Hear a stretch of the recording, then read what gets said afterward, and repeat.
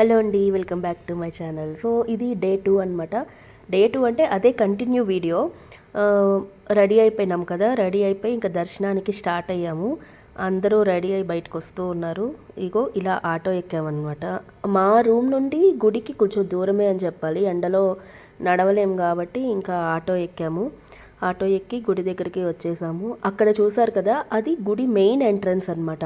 అంటే 200 రూపాయల దర్శనము, చిన్నపిల్లలతో ఉండే దర్శనానికి అక్కడ గోపురం లాగా కనబడుతుంది కదా, అక్కడికి వెళ్తే అటు నుండి పంపిస్తారు. యాక్చువల్గా మాకు తెలియక మేము సర్వదర్శనానికి వెళ్ళిపోయాము. మాకు 4 అవర్స్ పట్టిందండి. 8:30కి లైన్లో నుంచుంటే అరౌండ్ 12 o'clock అయింది దర్శనం అయ్యి బయటకు వచ్చేసరికి. లక్ ఏంటంటే అలా మేము బయటికి వచ్చాము, దర్శనం అయ్యి నైవేద్యానికి లైన్ ఆపారనమాట. సో కానీ లైన్ అలా నడుస్తూ ఉంది, చాలా పెద్ద లైను. సో మా అమ్మాయి వెనకాల కబుర్లు చెప్తోంది మా వారికి, మా వారు ఏదో మాట్లాడుతూ ఉన్నారనమాట. సో ఇట్లా జరిగింది. టెంపుల్ టైమింగ్స్ వచ్చేసి మార్నింగ్ 5 o'clock నుండి మధ్యాహ్నం 12 వరకు, మళ్ళీ 12 to 1 గంట వరకు నైవేద్యానికి ఆపుతారనమాట. లైన్లో ఈలోపు మా అమ్మాయి అక్కడెక్కి ఇక్కడెక్కి హడావిడి చేస్తోంది. సో ఇట్లా ఉన్నప్పుడు ఒక విచిత్రాన్ని చూశాను నేను. పైన ఫ్యాన్ చూసారా, ఎంత పెద్ద ఫ్యానో చూడండి. ఆ ఫ్యాన్కి మొత్తం దగ్గర దగ్గర ఒక 10-15 లైన్లు గాలేస్తోంది. దర్శనం అయిపోయింది, లోపలికి వీడియోస్ ఎలా లేడు కాబట్టి. ఇది బ్యాక్ సైడ్ గోపురం అనమాట.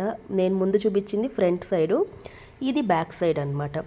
ఎండ మాత్రం కర్ణాటక ఎండ ఫస్ట్ టైం నేను అంత ఎండ చూడడం. బెంగళూరు ఎండకి ధర్మస్థలం ఎండకి చాలా తేడా ఉంది. సో దర్శనం అయిపోయిన తర్వాత అక్కడ భోజనశాల ఉంది. సో భోజనానికి వెళ్తున్నాము. భోజనానికి వెళ్ళి అక్కడ భోంచేసి ఆ తర్వాత ఇక్కడ ఏంటంటే రసము, సాంబారు, స్వీటు, అన్నమే ఉంటుందండి. ఒక కూర వేస్తారు. మనలాగా కాదు, అంటే తిరుపతిలో ఎట్లా ఉంటుందో సేమ్ అలాగే ఉంటుంది. కానీ ఈ సరౌండింగ్స్ ఉన్నాయి చూడండి, ఈ సరౌండింగ్స్ అంతా కేరళ స్టైల్లో ఉందన్నమాట. టెంపుల్ అంతా కేరళ స్టైల్లో ఉంది.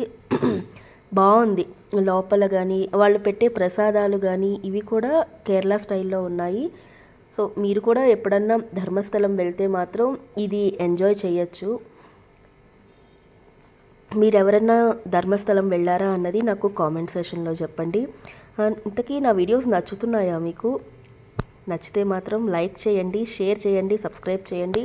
భోజనం అయిపోయిన తర్వాత చల్లగా ఐస్ క్రీమ్ తిందామని ఐస్ క్రీమ్ కొనుక్కున్నాము.